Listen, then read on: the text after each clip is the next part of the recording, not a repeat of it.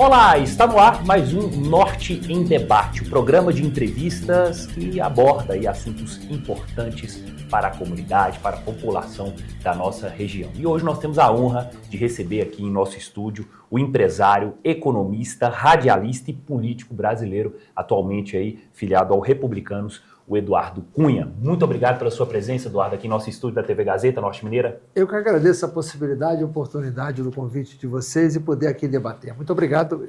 Muito bem, a gente já começa falando, né? Porque o senhor escolheu Minas Gerais como esse novo projeto político e o que o Estado representa hoje na sua vida pessoal e profissional? Bom, a verdade é que eu já estou em Minas Gerais já há algum tempo, né? Eu mudei minha vida profissional, a minha vida pessoal, a vida empresarial, e era uma consequência natural eu mudar também a vida política. Não tem sentido eu estar vivendo e trabalhando em Minas Gerais, que me acolheu muito bem, para que eu não fizesse política também em Minas Gerais, né? Além disso, no Rio de Janeiro, da onde eu era, a minha filha é deputada federal por lá.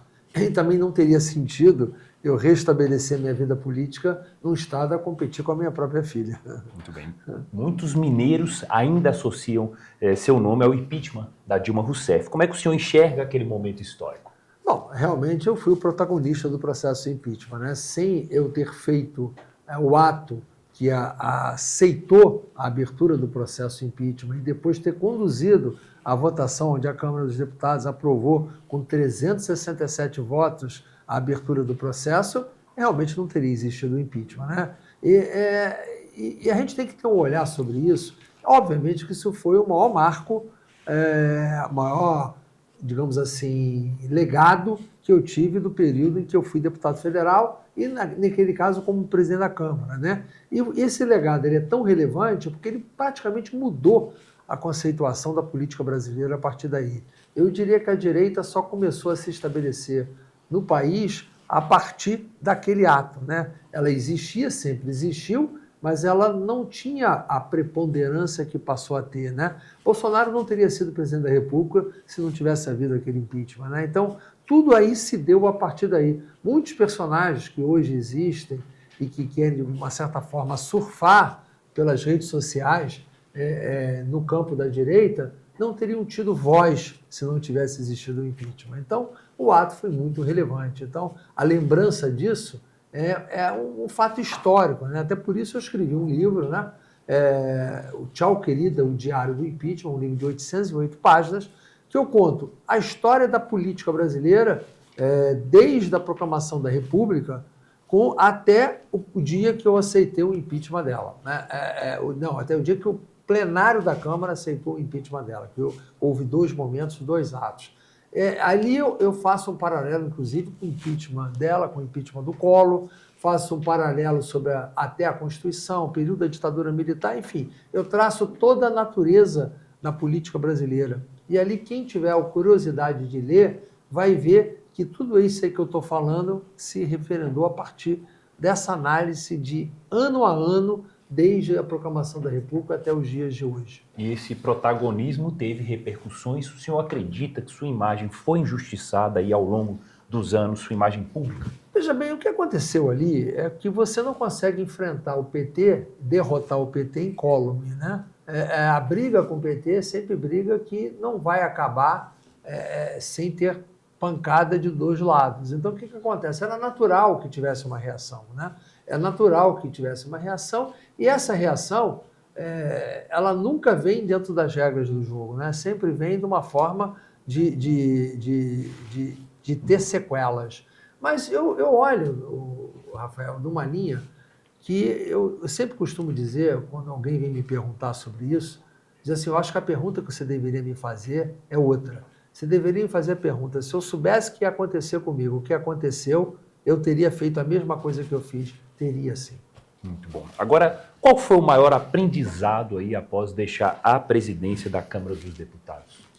Não, veja bem, o aprendizado, o exercício da presidência da Câmara dos Deputados é uma função entre iguais, no caso da Câmara, que você tem hoje, pelo nosso poder, um protagonismo muito grande já naturalmente. Ele é o terceiro da linha sucessória, ele comanda a Casa da Representação Popular, né? O Congresso Nacional é feito da Câmara e do Senado, mas o presidente da Câmara ele é antes do presidente do Senado na linha sucessória, mas o Congresso Nacional, a Câmara tem a relevância por ser a representação popular.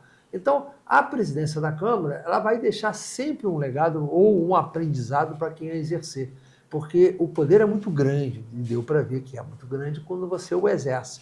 Então, você tem que aprender a exercê-lo com comedimento, não há dúvida nenhuma com relação a isso. Mas essa experiência é uma experiência que você também tem que levar para o lado das instituições. Nós estamos hoje vivendo um momento que as instituições estão sendo, de uma certa forma, aviltadas uma à outra, né? Nós não temos a harmonia de poderes como deveríamos ter. O que há uma preponderância dos poderes, principalmente hoje do judiciário, sobre o legislativo, né? Quando você vê, quando Oscar Niemeyer projetou Brasília, que a Câmara dos Deputados foi para Brasília, você tem lá o Congresso no centro da Praça dos Três Poderes. Você tem o Poder Executivo de um lado e o Judiciário do outro. O centro sempre foi feito para ser o Legislativo. E, infelizmente, hoje não é. Hoje ele está lateral. Então, o centro hoje se tornou o Judiciário. Então, essa situação de disfunção de poderes que a gente tem que voltar a discutir. Bom, e o senhor esteve recentemente na casa, né, recebendo homenagens como ex-presidente. Conta pra gente como é que foi essa homenagem. Não, na verdade, a Câmara completou o seu bicentenário, né? São 200 anos, que a Câmara dos Deputados ela foi instalada depois da Constituição feita após a independência, entre aspas, promovida por Dom Pedro I, que aí foi feita uma Constituição meia autoritária, mas que estabeleceu a Assembleia Legislativa Federal. Essa Assembleia Legislativa Federal era composta da Câmara e do Senado, né? E tinha, inclusive, um poder moderador dado ao imperador que poderia dissolver o parlamento. Esse parlamento foi dissolvido 18 vezes desde da sua implantação em 6 de maio de 1826. Quer dizer, são 200 anos. Então, a Câmara fez uma sessão solene para poder relembrar os 200 anos da sua existência e eu fui um dos homenageados, juntamente com todos os ex-presidentes da Câmara, né, pelo fato de eu ter presidido a Câmara em algum momento desses 200 anos. Então, os ex-presidentes foram homenageados, até o próprio presidente também foi homenageado, que é uma comissão que foi feita isso, não foi um ato do presidente da Câmara. Então, para mim, foi um marco muito importante, porque não só que me deu a oportunidade de voltar e poder debater os cenários nacionais dentro do plenário da Câmara, né, debatendo temas naquele momento que muitos deputados que estão aí, ou melhor, que a maioria dos 513 não tiveram a oportunidade de debater e não tem no exercício do seu próprio mandato, e nos relembra a nossa participação na história e relembra a história da democracia como um todo. Que se você quer falar em democracia, você tem que falar na Câmara dos Deputados, porque ela, como eu disse aqui, representa a representação popular. Bom, nós temos a honra de receber aqui nos estúdios da TV Gazeta Norte Mineira Eduardo Cunha, que fala aí sobre a história da política, e daqui a pouquinho vamos contar um pouco mais sobre o contexto de Eduardo aqui no estado de Minas Gerais. Nós vamos para um rápido intervalo, a gente volta já.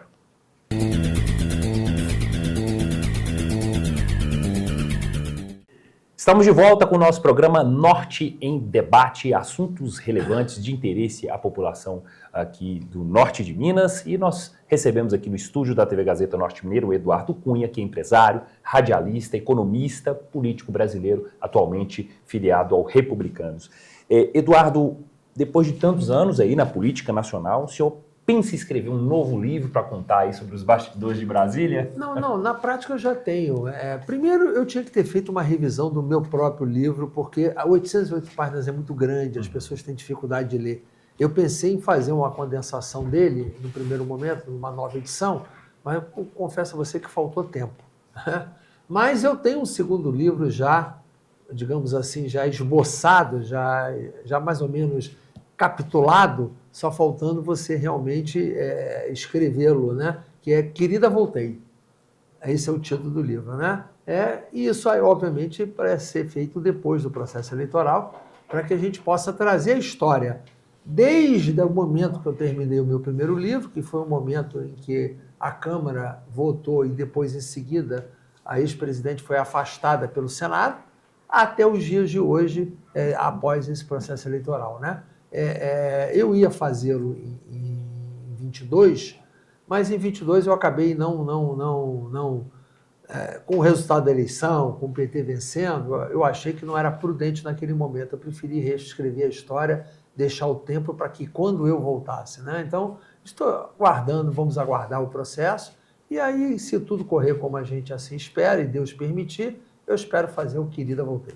Vamos falar agora um pouco sobre o estado de Minas Gerais, em especial aqui o norte de Minas. O senhor tem feito visitas a várias instituições, ouvindo demandas da população. Como é que tem sido o seu olhar sobre a nossa região, o nosso povo? Não, a gente tem a região, como toda a região do norte de Minas, é uma região realmente que precisa de uma assistência, é uma região carente. Eu acho que é carente até de representação. Eu acho que a representação é meio subavaliada. Eu acho que até que o número daqueles que são eleitos por essa região é diminuto pelo tamanho e extensão territorial. Não sei se populacional, ainda não fiz essa conta, mas territorial com certeza absoluta. Então, eu acho que precisa de gente que se some aos que já estão para buscar atender às reivindicações e às necessidades, né? Nós temos aqui uma situação... Montes Claros é predominantemente hoje uma cidade muito grande, né? Ela efetivamente tem problemas locais muito sérios que precisa de ajuda. A gente está tendo aqui, eu escuto muito falar, a gente vê aqui população de rua, que é um problema que se dá nas grandes cidades, e Montes Claros está começando a sofrer com isso. Nós temos problema de saúde pública, de fila, problema de transporte público, tem problema de segurança, enfim, você tem uma série de problemas que Montes Claros, nesse polo, já vive o que é uma cidade grande, né? Então, vive os problemas das consequências da cidade grande, e eu acho que a gente tem que ajudar, participar, debater, não com o intuito de criticar a administração de A ou B ou C, mas de cooperar e tentar solucionar, ajudar a solucionar os problemas e ver o que a gente pode fazer para poder cooperar para a solução dos problemas. Então vamos entender um pouco sobre as perspectivas. O senhor afirmou recentemente que possui investimentos aqui no estado. Quais os setores que o senhor acredita que tem maior potencial de crescimento? Bom, Minas Gerais é uma economia voltada para o agronegócio, onde eu também estou, né? Faço parte do agronegócio, não no norte, a mineração. Enfim, a gente tem esses dois setores que são setores...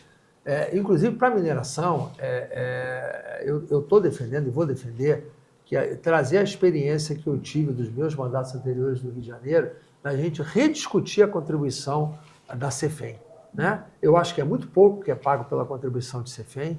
Eu acho que, embora seja um volume relevante para os municípios produtores e para o Estado, eu acho que ele tinha que ser maior. E nós tínhamos que fazer com que os outros municípios que não são produtores, eles efetivamente possam também participar dessa arrecadação. Até porque o transporte fica muito prejudicado, porque a qualidade das estradas fica muito depreciada. E a razão das estradas ficarem como estão é muito o transporte da mineração. Então a gente precisa aqui também ter um plano alternativo. A gente sabe da carência de recursos do Estado de uma maneira geral, das dificuldades que você vai ter desses municípios sobreviverem aqui, vivem independentes do FPM. A gente precisa criar uma fonte de arrecadação para dar mais dinheiro para os municípios e dar mais dinheiro para recuperar a infraestrutura que é destruída pela mineração. Então a gente precisa realmente discutir, e eu acho que a CEFEM é um ponto importante de discussão. Os royalties têm uma importância para o Rio de Janeiro, relevante, e a alíquota dos royalties é 3 vezes a alíquota da CEFEM. Além da alíquota ser 3 vezes a da CEFEM, o royalties é 10%, você tem uma coisa chamada participação especial, que é a participação nos lucros da atividade. Então, o Estado, a União e os municípios recebem uma participação dos lucros da atividade petrolífera no Rio de Janeiro. E uma parte do Brasil também recebe. Então, por que a gente não vai fazer com que a mineração também tenha o mesmo tratamento dos royalties do petróleo? Então, essa é uma bandeira que eu vou defender, que é uma fonte alternativa de recursos para a sobrevivência dos municípios aqui da região e para que a gente possa recuperar as estradas de Minas Gerais, que são realmente um problema muito sério. Eu que estou andando para cima e para baixo, constato a necessidade de ter um plano intervencionista para recuperar as estradas de Minas Gerais. Não adianta só pedagiar. Eu sou favorável à privatização, à transferência para a iniciativa privada para fazer investimentos, mas o problema é que tem estradas aqui que não tem movimento que sirva para poder financiar uma recuperação através do pedágio. Vai ser pedágios absurdos que ninguém vai aguentar pagar. Então, tem coisas aqui que tem que ser feito pelo Estado, não há alternativa. Ok, inclusive, o senhor falou sobre o CEFEM para que a grande população possa entender um pouco mais. Sobre a mineração, sobre a exploração da mineração. Contribuição federal sobre a exploração da mineração. Em todo o país esses recursos são divididos? Não, eles ficam preponderantemente para o estado de Minas Gerais e para os municípios produtores. Eles são feitos, destinados ao estado, só que a alíquota hoje é uma alíquota de 3%. Só ganha o estado e ganha os municípios produtores. O estado tem que ganhar mais para poder recuperar as estradas, os municípios produtores têm que ganhar mais. Você pega, por exemplo, o desastre de Brumadinho. Brumadinho em si recebeu uma parcela ínfima, então eles têm que ganhar mais, mas também tem que gerar recursos para os outros municípios, porque os outros municípios são impactados, sim, pelo problema que acontece com a mineração. Então, por que não participar? Os municípios sofrem com o aumento do preço do produto pela dificuldade da estrada que chegam nos seus municípios. Eles têm problemas causados por vários problemas. Você vê, por exemplo, mesmo em Araxá, quando eu estava 15 dias atrás, lá tem que vir mão de obra de fora para poder atender a mineração. Você não consegue gerar mão de obra lá, você não tem infraestrutura para atender tudo que chega para lá para poder trabalhar lá. Então tem que ter uma fonte de investimento. Então é necessário, sim, que a gente aumente para a receita de todo mundo, mas aumente e dê também para os municípios que não são os produtores. O senhor falou sobre a questão das nossas estradas e tem também uma outra demanda importante sobre geração de empregos e infraestrutura. Na sua avaliação, o que falta, então, para melhorar a qualificação e a oportunidade de emprego para a população, Eduardo? Bom, qualificação é uma questão de política de Estado, né? De você fazer uma política visando a qualificação. Isso aí tem que ser, de uma certa forma, regionalizado. Em primeiro lugar, a gente tem que acabar com essa história da gente estar com dificuldade de obter mão de obra porque as pessoas não querem ir trabalhar porque estão no Bolsa Família. Então, a gente precisa primeiro discutir esse problema, né? Discutir esse problema, primeiro, aqueles que contratam sem carteira assinada. Não dá para a gente aceitar que alguém contrate alguém sem ser com carteira assinada. Porque não só está fraudando o seu direito, como também está fraudando a Previdência. Então, a gente tem que discutir isso, vai ter que ser discutido no Brasil, né? Segundo lugar, por que eu falo regional? Porque tem região, por exemplo, quando eu dei o exemplo agora há pouco de Araxá, você tem que ter uma qualificação para as pessoas poderem trabalhar aonde a atividade produtiva está sendo exercida, que é a mineração, né? Aqui você tem plantações enormes, eucaliptos, você tem geração de energia solar, muitas áreas aqui começaram a plantar café, né? Pelo bom preço que está o café, estimulou o plantio. A gente tem problema de água, de irrigação. Então, tudo isso tem que qualificar também a mão de obra para poder aproveitar o ciclo produtivo que você vai ter nessa região. Então, é muito importante que a gente qualifique, sim.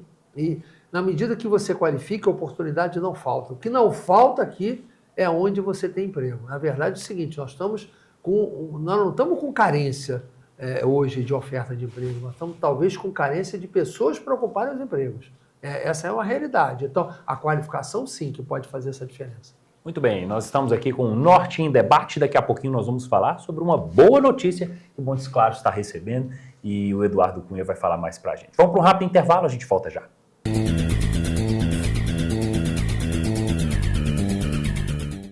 Estamos de volta com o nosso programa Norte em Debate pela TV Gazeta Norte Mineira. Hoje recebendo aqui com muita honra Eduardo Cunha, político, empresário, radialista, economista e atualmente filiado aí ao Republicanos. Eduardo, nós estávamos falando no bloco anterior sobre o estado de Minas Gerais. O senhor vê o estado como protagonista econômico do Brasil? Como é que é a sua avaliação sobre o nosso estado? Bom, Minas Gerais é o segundo estado do Brasil. O resultado das eleições em Minas Gerais para presidente é o resultado das eleições no Brasil. Isso porque Minas ele tem uma peculiaridade. Você faz fronteira com 6 outros estados, né? Rio, Espírito Santo, São Paulo, Bahia, Mato Grosso, Goiás. Então, você tem realidades distintas. Então, essa peculiaridade dá esse protagonismo, que você tem uma mistura de opiniões e de culturas muito grande, obviamente também de atividade econômica. Então, politicamente, Minas precisa ser mais protagonista do que é hoje. Minas está um pouco acanhada, não tem o seu papel reconhecido hoje mais a nível nacional. Temos que tornar de novo a relevante Minas Gerais como relevante. Agora, do ponto de vista econômico, não há dúvida nenhuma que você tem um estado que tem um parque industrial, embora o parque industrial no Brasil inteiro está sendo desmantelado, difícil recuperação, mas Minas ainda mantém. Eu mesmo estou com investimento industrial em Minas Gerais também. Você tem, além disso tudo, um agronegócio robusto, robusto, a cada hora que passa mais robusto, com o aumento dos preços de café, como já falei aqui. Ao mesmo tempo, você tem aqui locais diferentes, como aqui eu falei, o eucalipto, ali embaixo você tem café, do outro lado você tem o gado, enfim. Você tem, em todas as áreas do agronegócio, você encontra aqui Minas como um protagonista, né? Você vai para as coisas mais sofisticadas, como Zebu, né? Tá em Uberaba, em Minas Gerais. Enfim, todo lugar que você vai em Minas Gerais, você tem um protagonismo econômico. Só precisa ser melhor divulgado, melhor desenvolvido, melhor explorado. Aí eu volto a falar, as estradas são um dificultador enorme. Então, é preciso que a gente não tenha dúvida que Minas, se não é o primeiro econômico do Brasil, tem que ser necessariamente o segundo sempre. Não tem como, né? Nós estamos na rabeira para poder, em condições melhores de crescer do que São Paulo é. Porque São Paulo mesmo no agronegócio, a terra já está muito cara, você não tem mais espaço, aqui ainda tem espaço, aqui a terra ainda é mais barata do que São Paulo, e assim por aí vai, porque senão o agronegócio vai se expandir por onde? Para o norte, para o centro-oeste, né? E Minas ainda tem um espaço para isso. Então, eu diria a você que eu vejo os olhos de Minas Gerais com muita boa perspectiva de futuro. No bloco anterior, a gente estava falando sobre o mercado de trabalho, o senhor começou a falar até a respeito dessa questão.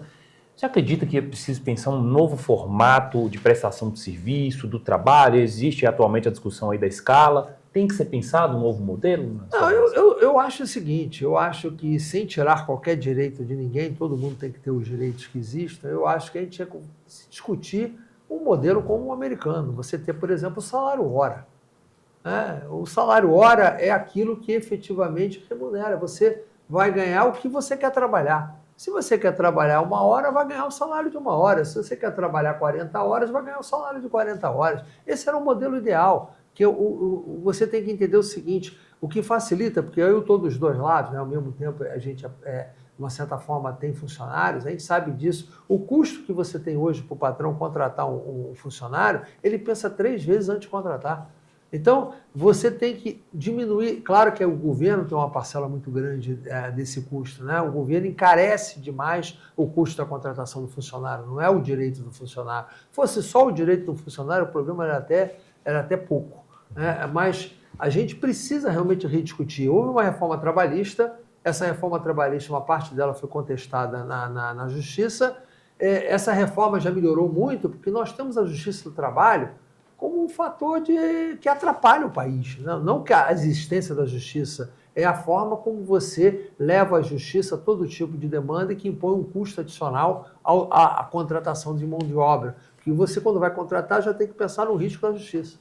E isso impacta no preço do produto final, impacta para todo mundo. Então, como você tem uma possibilidade enorme de crescimento e você tem uma possibilidade de oferta de emprego, o trabalhador vai entender com muita rapidez que quem quer trabalhar vai ganhar cada vez mais e não faltará emprego. O que a gente tem que garantir a aposentadoria e garantir os direitos normais de férias, 13º, aquilo tudo que que nós temos hoje, que ninguém vai mexer nisso nunca, nem pode. Ou seja, um debate muito importante que cabe realmente muita análise, né? Cabe. Agora, falar aí dessa boa notícia que a cidade de Montes Claros está recebendo e outras cidades aqui do estado de Minas Gerais, né? A Rádio Maravilha, que foi inaugurada em nossa cidade. Fala então sobre essa boa notícia, Eduardo. Bom, nós temos uma rede de comunicação no estado de Minas Gerais, que é a Rede 89 Maravilha, né? Funcionando em quase todas as regiões. Chegamos a Montes Claros, né? Já estávamos prontos, já estávamos em Montes Claros, perto de Montes Claros, em Engenheiro Navarro. Sim. Mas estávamos com a rádio com pouca potência. Então, nós transferimos ela para Montes Claros, aumentamos bastante a potência e estamos cobrindo uma área enorme aqui ao redor de Montes Claros. Então, é a 89.5 FM, é uma rede evangélica, cristã, mas que tem também tudo aquilo da nossa vida, notícia, cotidiana e tal. As músicas são louvores e nós trazemos a palavra também. O princípio principal é trazer a palavra e o louvor. Mas a gente também busca, assim como você faz aqui com o seu programa, informar, debater, enfim, até você está convidado a participar com a gente de debate lá, enfim. Para a gente é um prazer trazer todos da sociedade da região para poder debater com a gente os problemas, não só da região, como de Minas, como do Brasil. Eduardo, por falar nisso, né, por que a escolha, né, desse título, a Rádio de Todas as Igrejas? Porque a gente tem uma característica no meio gospel, como a gente fala, nas rádios evangélicas, geralmente elas são rádios que pertencem, você pode olhar, toda a rádio evangélica que existe, ela pertence a uma igreja. E o que significa que você fica restrito a somente aquela igreja aquela participar. Comunidade, né? Então, a gente quis colocar aberta para todas as igrejas, porque ela não é uma rádio de uma igreja, né? E eu não cobro a ninguém de igreja para poder falar na rádio, que é também uma coisa muito comum. As pessoas fazem rádios evangélicas de uma igreja e ficam alugando horário para que outras igrejas possam participar. E eu sou contra isso, né? Eu acho que o meio de comunicação ele tem que sobreviver da receita publicitária, obtendo audiência, qualidade. Quando você tem qualidade de programação, você consegue audiência. Conseguindo audiência, você tem o mercado publicitário. Então, o nosso trabalho é plantar para colher audiência e para aí sim a gente ter a remuneração no mercado publicitário. E o rádio é um veículo forte que as pessoas gostam de escutar, né? O rádio está evoluindo e o rádio você está aqui com a televisão, mas o que acontece? A gente está fazendo, o rádio está virando a televisão com um custo muito mais barato do que a televisão. Na verdade, o rádio hoje é a Rádio TV, a gente faz a programação pelo YouTube também e a coisa vai, quer dizer, nós somos uns competidores da televisão hoje, essa que é a verdade, com um custo muito mais barato que a televisão.